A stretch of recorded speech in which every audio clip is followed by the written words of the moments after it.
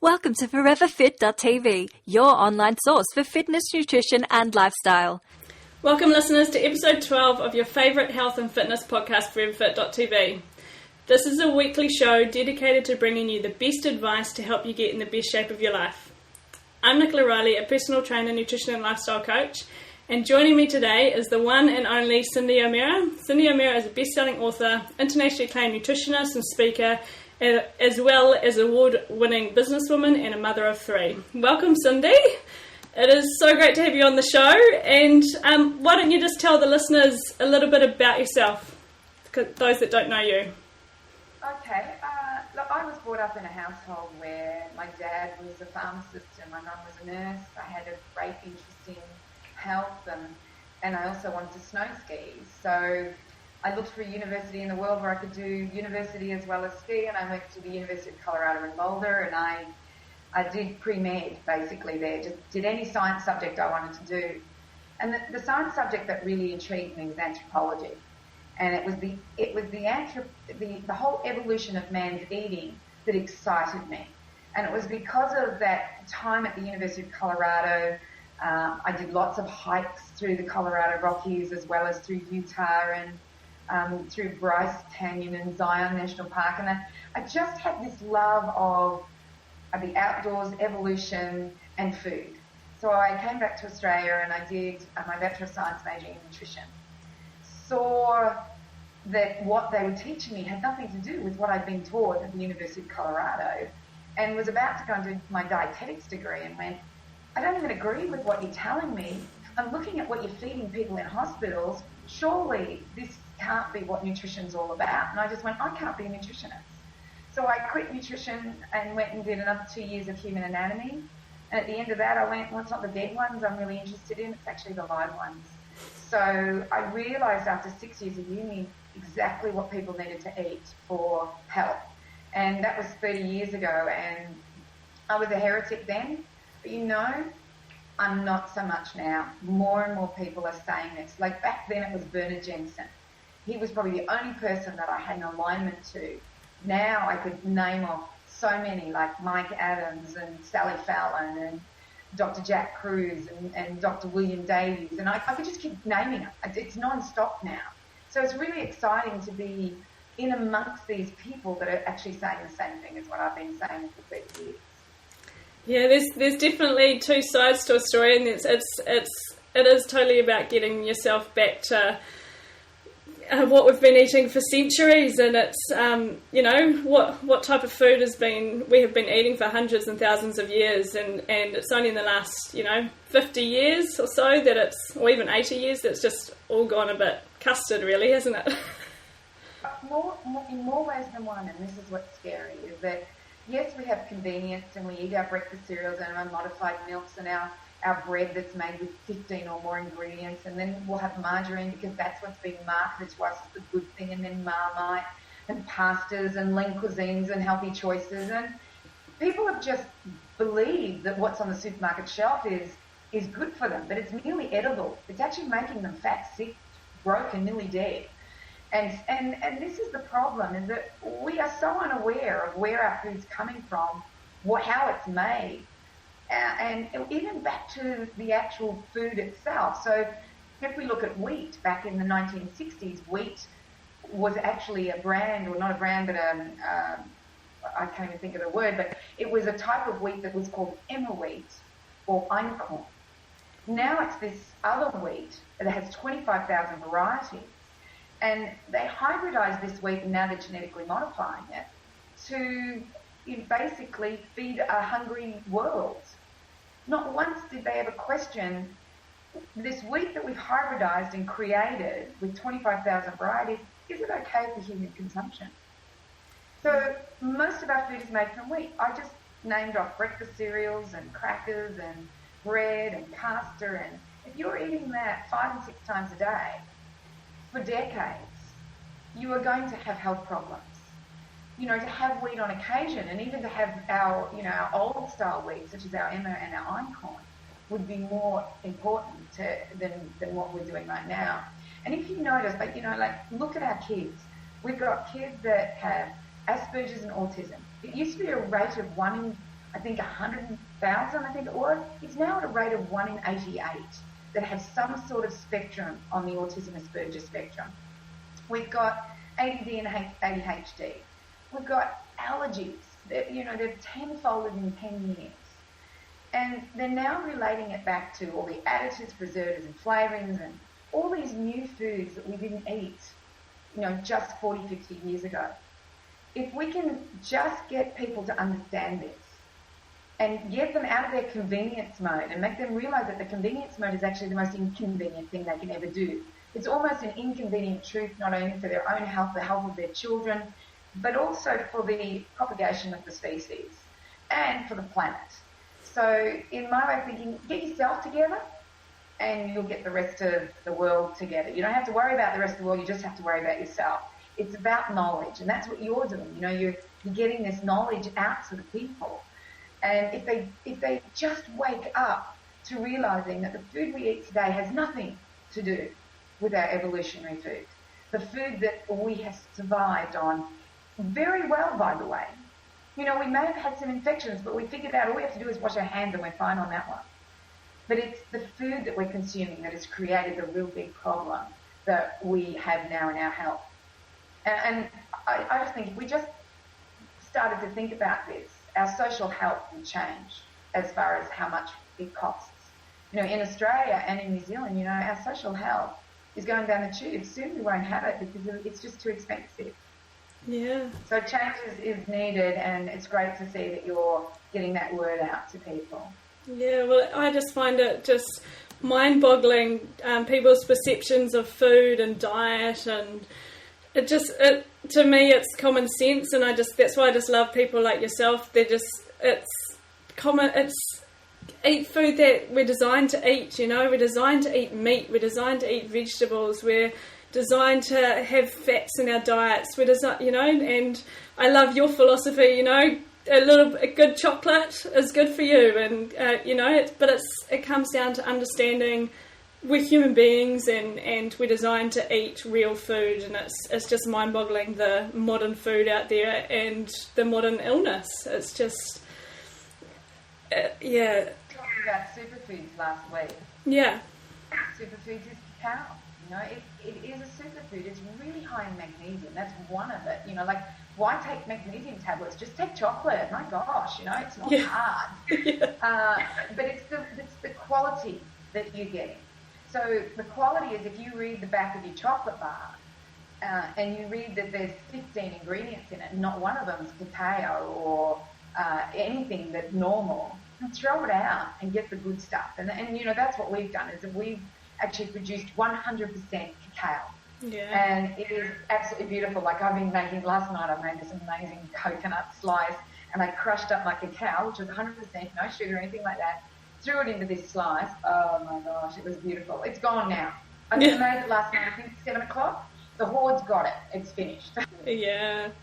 The Horde's are my family. Because, it's the sugar. It's not only the additives, the preservatives, it's the sugar that's, simple sugar that you might be buying what you think is, 80% good chocolate, but what's making up that other 20%? And, you're wondering why you've got mood swings and cravings and all sorts of other things. It's making sure your food's, it comes down to, that you hear chocolate's good for you. You might read a magazine and it says chocolate's good for you, but they're not talking about the real chocolate. And so it's just making sure that don't just read into marketing, get the facts and know that real chocolate's good for you. And it's not the sugar and all the other things, so yeah. Probably the most important thing is for people to read the ingredients. Because if they're not reading the ingredients, they're not understanding what they're eating. Forget the nutritional label. It's a waste of time. The fat, salt and sugar content, it all depends on the quality of the food that's in the food, not the fat, salt and sugar. They've demonized fat, they've demonized salt, and they've demonized sugar now.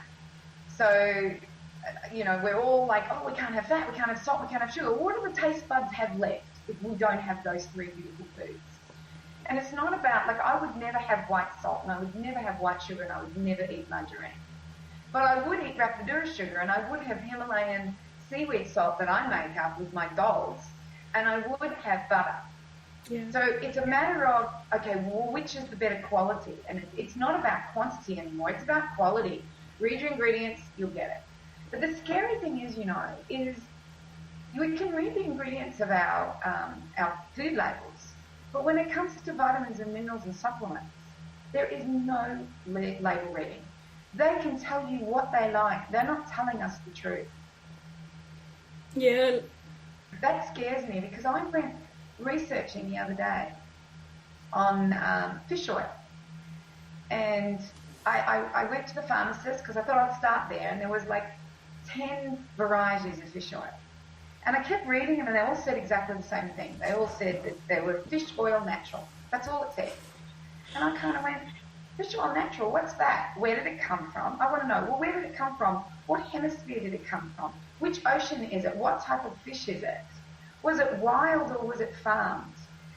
Was the oil pressed, solvent, centrifuged, or, cold extracted? Did they have to add an antioxidant to it because it had lost all its antioxidants? And is the antioxidant something that is good? If it's a cheap fish oil, did they add soybean oil to it? They don't tell you this. So then I bought one. I bought a kid's one. And I opened it up and I smelt it. Well, it was so artificial in smelling. It had this sweetness and the colours. Like, there were that many colours in it, and there were little tubes of fish, and they had that many colours. I'm thinking, surely this has got colour in it. So I rang the company. And I said to the company, could you please tell me what the sugar is that you're using in this? Because you cannot tell me that this is fish oil by itself, and you're telling me it is. And she said, oh, well, we use sucralose. That's an artificial sweetener, and you haven't put that on the label. She said, well, we don't have to. I said, well, what else is in there? She said, well, we do put nature identical flavours. And I said, well, what the hell is natural identical flavours? Is that natural or artificial? She said, well, it's a mix between the two. I reminded her that flavours are 48 chemicals, including diacetyl and solvent. And diacetyl has just been implicated in a disease called popcorn lung. And this guy just got a payout for $6.2 million because he was affected by the flavour of this flavour that causes popcorn lung, And then I said, well, what colours are in there? She said, well, artificial. And I just said, well, what else is in there? She said, well, if you tell me what you're allergic to, I can tell you whether it's in there or not. And I just said, do you mean to tell me that you're not going to tell me what's in this? And she says, that's right. All this helping of their brain activity, it's absolute BS. It actually doesn't. We've never really done a study on it. We don't know how that information got out there. So we're basically looking at that one. There's also a meta-analysis that was just done September this year, so 1 month ago. And it basically said that with all the studies that we're looking at, it really doesn't help with heart disease or stroke or sudden death or arrhythmias. So it's not helping the adults with their hearts. It's not helping the children with their cognition. But it does have an inflammatory help. It does help with inflammation. So people who are taking fish oils that are aching and paining, when they take the fish oil, it actually helps with it. But I look at it this way. I kind of go, well, why have you got the inflammation? Is it because of the food you're eating? And if it is the food you're eating, why don't you just stop that and then you don't have to take the fish oil capsules? And when you consider the ethics of a fish oil capsule, to make 1 kilo of fish oil, you need 5 kilos of fish. So, and if you look at it this way, if you take 1 capsule of fish oil, which is 1,000 milligrams or 1 gram, that equals 5 grams of fish. Let's say you take 10 a day. Some people are really into this and they'll take 10 a day. That is 50 grams of fish. Multiply that by 7 days a week, that's 350 grams of fish. Why not just eat a piece of fish? Really? It is beyond my comprehension why we do this stuff. Yeah. And then what's even scarier is what they're capsulated in. So if you're taking the caps, my husband and I decided that we wanted to bring camu camu into the country. So camu camu is a plant out of South America that's very high in vitamin C and very expensive. And I just said to my husband, oh my gosh, this is so expensive. He said, well, why don't we encapsulate them? I said, well, that's a good idea. so that people can only take so much. They're not going to be taking teaspoonsfuls, which is costing them $20. So we decided to encapsulate them, and I said to him, let's find the ingredients of the capsules, the gel caps. So he gives them to me, and the one that we were getting had sodium lauryl sulfate in it, propylene glycol. Let me just read you some of the ingredients of some of these. Where did I put it? Okay, hypomellulose, macrojol. I don't even know how to say these words. Salicylic. It just. Oh, here we go. Here's even more. Titanium dioxide, polyethylene glycol, glycerol monosterate. Now, not all gel caps are made the same, but you cannot tell me that gel caps are just gelatin, or as this company that I rang said, oh, we make it out of bovine skin. Oh, bovine skin? That doesn't look like bovine skin to me. You've got to be doing something else to it. No, it's just bovine skin. Do you get where I'm getting here? Yeah. It's mind-boggling. It's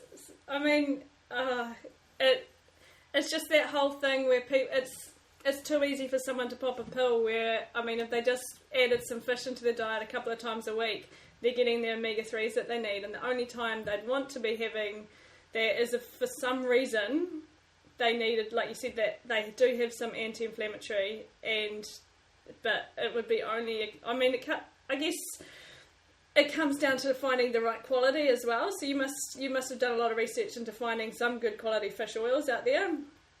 I did actually. I probably found one. And that's what's scary, because there's a lot on the market. Do you know that it's a $2.5 billion industry here around the world at the moment? In Australia, and I'd say New Zealand's much the same, 25% of the population are taking fish oil capsules. And to me, it's a waste of time. Because yes, there's some good fish oils around, and one that I found. I found one that actually was ethical in its flavour. I did ring the owner of the company, and I said to him, tell me about the fish oil. And because he's a good friend, he was really honest with me. And he said to me, we have to refine it. We have to refine it so much because of of everything that's in it at the moment. And he does get this Norwegian fish oil, and it's said to be the best. But he still said to me, I've been to the processing plant. It's a whole refining process. So, and you're still ethically thinking, well, it's still 5 kilos of fish to 1 kilo of oil. So to me, this is an ethical stand I think we need to make. Eat a piece of fish once a week even. There's your 350 grams. Yeah. Get what you need. And if you have inflammation, figure out what the food is that's causing the inflammation, because that's usually what the problem is. So, I do a whole protocol on this. I do the 4-phase fat elimination protocol, which eliminates everything from the diet and then reintroduces things back into the diet to figure out what it is that's causing the problem. So that's one that I do. And I do the hunter-gatherer elimination protocol. Both have their horses for courses. There's reasons for doing one or the other.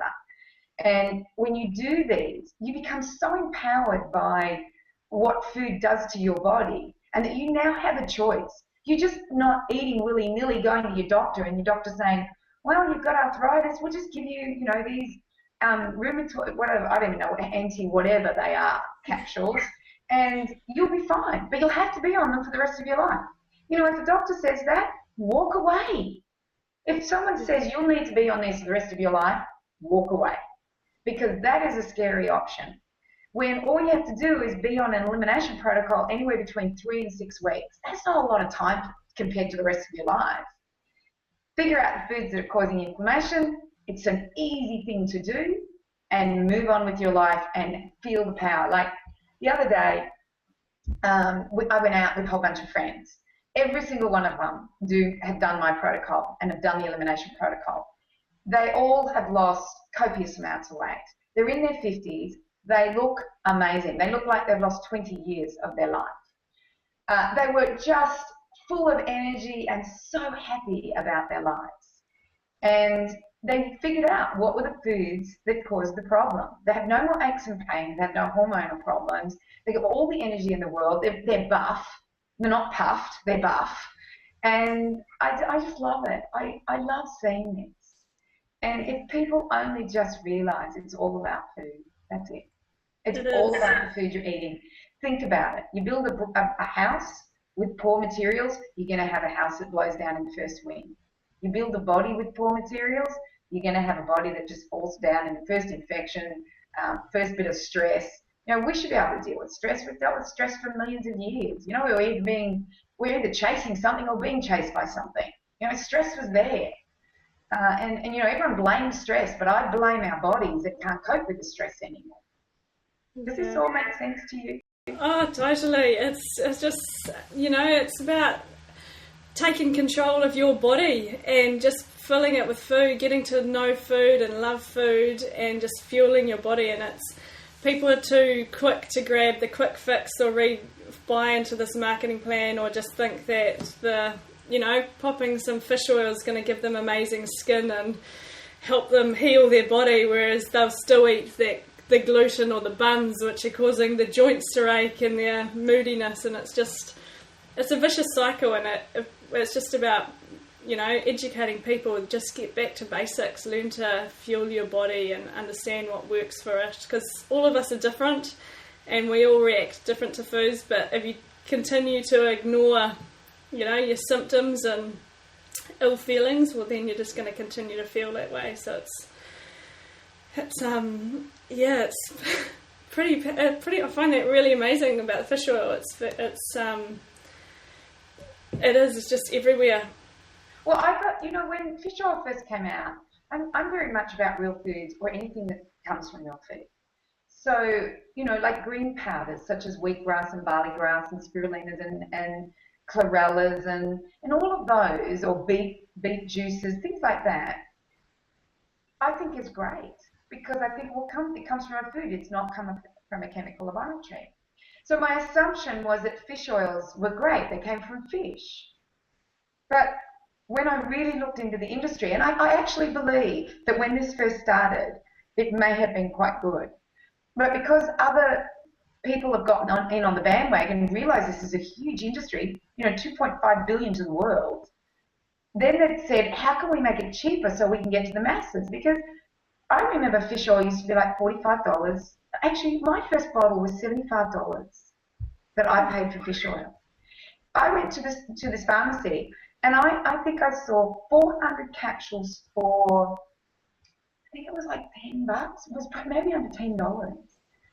And so what they do is that they see this amazing thing, and they go, right, we can make this cheaper. All we have to do is add soybean oil to it, put it in a capsule, and there's going to be 10 of them. And this is what's happened, is that everybody gets on the bandwagon. Most health food companies are not run by experts, they're run by businessmen who want to make money. They go to someone and say, I want fish oil. They say, well, I can provide it for you for, you know, $2 a kilo. And he's going, clink, clink, clink, clink, clink. I can then sell it for that. There's all the research, let's do it. Yeah. Yet it's not about business. This is about, you're playing with people's health. And so anything we bring to the market, we go to the place, like my husband's been in South America, we will go to where our food's coming from. So I've been to Bali looking, we're on our way to the Himalayas, to Nepal, to look for the salt. We're always out searching for new foods. We've just been in Africa, we found this amazing food in Africa. So we know what it's coming from. So it was interesting, you know, this whole thing with the capsules actually started because of Camu, which I talked to you about before. And my husband calls me into his office one morning and he goes, can you figure this out? If we buy Camu from South America, it costs this much. If we buy it from the US, it's half the price. And I looked at it and I went, it looks like that's what you're telling me it is. How can it be a product of South America, yet America is selling it at half the price? So we actually rang the rep and we said, how is it that your Camu is half the price? He says, oh, well, we want to increase the vitamin C level of it to 20%, not 16%.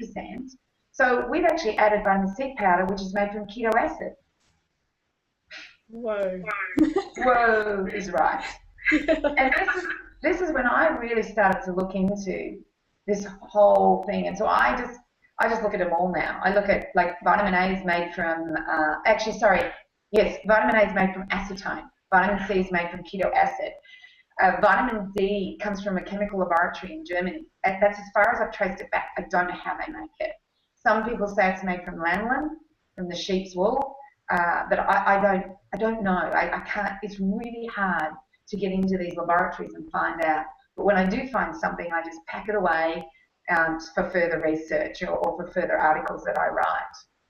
But most supplements here in Australia, and it will be the same in New Zealand, is that there are a couple of manufacturers here in Australia. So they source their vitamins and minerals from chemical laboratories all over the world. They bring it in. A reputable brand will go to them and say, we want to create a vitamin mineral tablet for pregnant women. We want in it folic acid, we want vitamin B, we want vitamin A, C, D, E, K, whatever. And we want it in these amounts. Can you please make us a pill to do that? Which they do. So what I do is I ring the manufacturer and I say, what's your source of vitamin D? And they say, well, we get it from this company. So I then ring this company and they go, well, we make it for them, but we source it from this company. So then I ring that company and they won't tell me. Yeah. Interesting.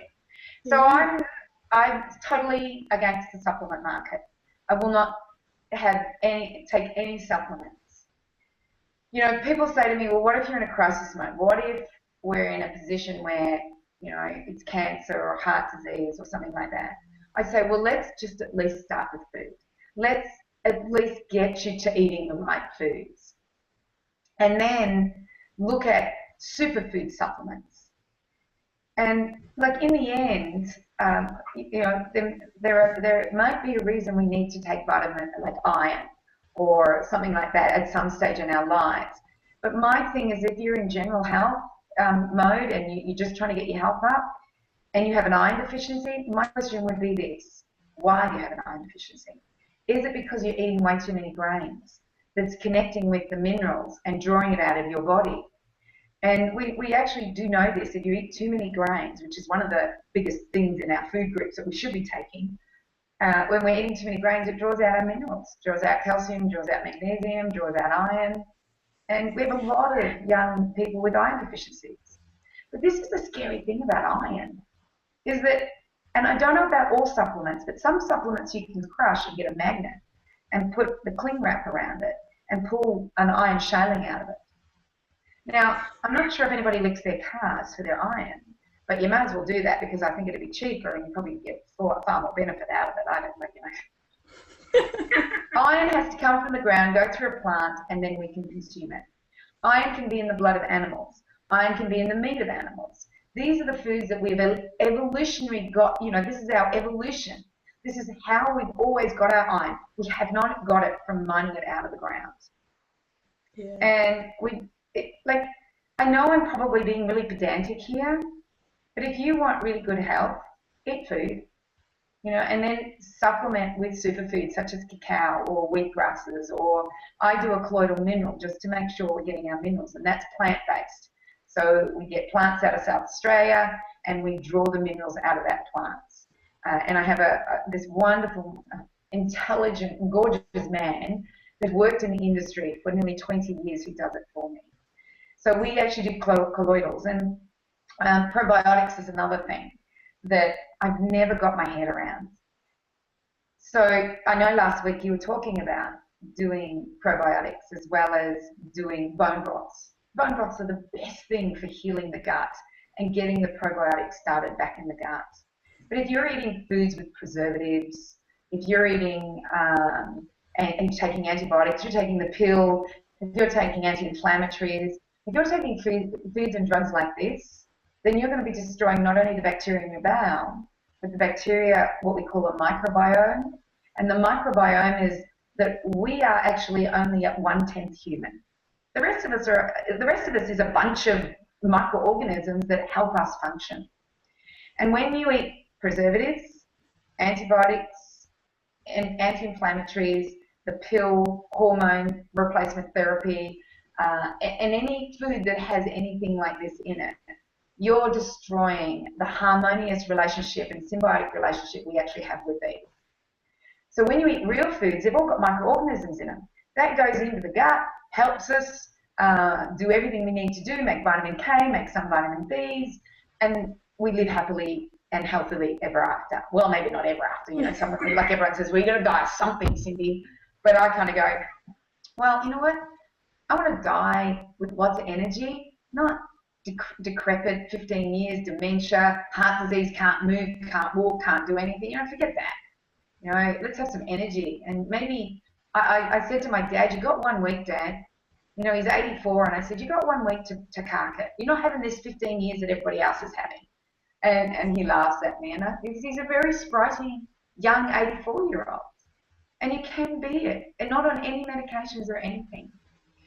So when it comes to probiotics, they're all made in chemical laboratories. And some could be genetically modified, you don't know. They've usually got 2 bacteria in them, whereas when you actually ferment your foods, so you make yogurts and kefirs and kimchis and sauerkrauts, and every culture has a beautiful fermented food. When you actually ferment your foods, you actually got more than 2 bacteria. You could have 20, 30, 40 bacteria that are all going to help, our bowels. So what we did with our probiotics is we actually got a food, and we actually put a ferment into it, like a whey, and we fermented the food, dried it, crushed it, put it in a pack. That's it. And when you look at the difference between, everyone's into the counts at the moment. Oh, how many bacteria counts do you have? When you look at food compared to a petri dish type of probiotic, the difference is, you can have 1 tablespoon of kimchi or my probiotic or sauerkraut, and you have to have a heap of these capsules, and then what's in them? What's in the gel caps? Totally. I mean, probiotics are, if you're eating your vegetables and you get like this, it's the soil. It's just because we're living in these modern worlds, we're built up with concrete, that we're not eating the real food with the real bacteria. We're using antibacterial washes. We're cleaning everything to death, and we're just, our body's just not getting exposed to that good type of bacteria, and it's just, you got to wonder why we're getting all these problems as well with our health, and it's pretty, it just comes again right back to just basics. Get some good quality foods, the fermented foods. I got myself used to the sauerkraut. That's an interesting taste. Introduced that probably about a year ago now, and I quite enjoy it now. Look, there's some good fermented foods around. Like, you get a good yogurt. There's nothing wrong with that. And you can make yogurt with coconut milk even. You can make it with almond. You can make it with different milks. You don't have to make it with cow's milk. You can make it with goat's milk. You can make it with sheep's milk. Buffalo yogurt milk. Oh, I don't even know why I say that word. It just brings the best taste to my mouth. So, it's not, we just have this traditional thing that we've got to use cow milk. Well, we don't. We can use other milks as well to make our yogurts and our kefirs. And then there's kombucha. I can't get enough of the kombucha. I just love it. And that's that mushroom that you ferment. Have you got that?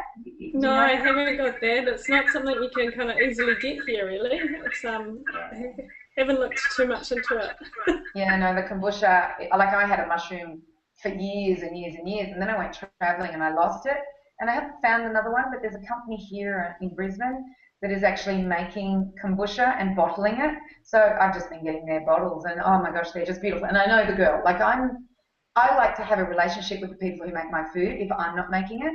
So I've actually know the girl. Her name is Sarah Lance, and she actually wrote a book called Chemical Free Kids. So now, she started on this thing where she's trying to get ferments into kids. So think about it this way. Pregnant women, 30% of them are now having antibiotics. That means that they don't have the bacteria in their bowel to make the vitamin K that's needed for the baby. When the baby is born, we give them vitamin K injections. All we have to do is stop giving the mother the antibiotics and start having mothers having probiotics, and then we won't have to give the injection. So that's number one. Number two, 32% of Australian women, and it's probably that fairly close in New Zealand, now have caesarean sections. So when the baby comes out in a cesarean section, they're actually exposed to skin bacteria such as staphylococcus. That's their first exposure. Whereas when it's a vaginal birth, do you know how amazing the body is? When you're pregnant, your bacteria change in the vaginal wall so that when the baby comes out, it's exposed to the bacteria it needs to colonate its bowel so that it can live a healthy life. And there's a real thing now happening that it's about the antibiotics. It's about the sterilization of the bowel that is causing the rise in autism and Asperger's. And I just think women need to be aware of this and start to make some changes in their birth plans. Sometimes you have to have a C-section, I get it. So it's about going, well, do I really need this while I'm pregnant? Do I need a C-section or I just want one? Because some people just want one. It's like it's convenient. Am I prepared to breastfeed because the colostrum is so important in colonating the bowel? Or am I wanting to just get the easy way out perhaps and do formulas? Am I going to give my kids crustkits which have wheat in it, which if it's the modern wheat, which it will be, actually causes so many other problems with bowel bacteria? So we have to bring people back to our natural state. It's not only our evolutionary food that we need to look at, we actually have to also look at our sleeping patterns. How did we sleep as we evolved? Did we stay up till 1 o'clock in the morning with a screen in our face? Did we have night lights? Yeah. So our biochemistry works on the sun and the moon and works on day and night. And so to understand that, you understand the importance of sleep. And you also understand the importance of all these natural things that we've got to do in order to be healthy. And if we miss these things, we will get sick. It's black and white like that. If you don't do this, then this is what's going to happen. If you do this, then the probability of you getting sick is far less. Yeah. No, that's... I just love everything you've said. It's just... It just all comes back down. I just love it's eating what we've been eating for centuries in traditional food, getting to love your kitchen. I find that just mind-boggling that some people just don't even know how to cook. It's common sense that you need to know what you're putting into your body and not reaching for the pills and the potions and the next diet. Yeah. I was brought up this way, and I turned 52, and I never had an antibiotic, a Panadol, an aspirin. Everybody gets sick with the cold. Everybody has aches and pains. And at my age I'm talking about. And I don't have any of it. And yeah, sure, I'm just one test case. I'm not a clinical trial. I'm, just someone doing that. But I've brought my kids up the same way, and they're all adults. And they can all attest to the same thing. Although I must admit they do get colds. And it's because they live the young adult lifestyle. They go out and they drink and they don't sleep. But when they do it right, they don't get sick. So, yeah, sure, I party. It's not like I live this sterile lifestyle. I love to party. I love to enjoy myself. I love to travel. But I live within a realm of this is what I have to do in order to maintain this health. And I live within a philosophy, and the philosophy is holism. Everything I do relates back to our anthropology, and everything I eat relates back to that as well. And that's all about holism, not reductionism. And reductionism is where we look at the fat, salt, and sugar, where we say you need vitamin B. Well, maybe you just need, good quality spinach or kale. Maybe you don't need just B, you need everything with it. Like, really, in our anthropology or in our evolution, did we ever extract vitamin B from anything and eat that? No, we ate the food because we needed it. We knew the herbs that gave us the healing habits. And more people are coming back to this. And the more that come back to it and have it in their backyard. So I wish I had a picture of my backyard. I've got it on my phone. I don't know if I can pick it out. But I've got a veggie patch and a herb patch. And it's all greens. That's all I do because I can't put the pumpkins in, and I probably could, but I just haven't done it. But all my greens come from there. So you go out and you pick your greens and you pick your herbs and you pick everything, and you get back to the way things used to be. And you know what? You save yourself a lot of money. Totally. I guess a big message I want people to get away from this as well is that if they have got the aches and pains and the health problems, for them not to think that it's too late, because your body is just so amazing that it can heal. Like, a lot can change if you sort your food out, and it's just people sort of get stuck and think, well, this is me, this is it, this is how I feel. I've got aches, I'm old, I've got arthritis, I've had this, and it's just people need to understand that your body is the most absolutely amazing tool, and you can heal yourself and you can get yourself looking and feeling amazing. But you need the education though. Yeah. You must have the education, and I have. People can go to my website. There's so much on my website. You can go to my YouTube channel. You can go to Facebook, and it's all Changing Habits. So my website is changinghabits.com.au.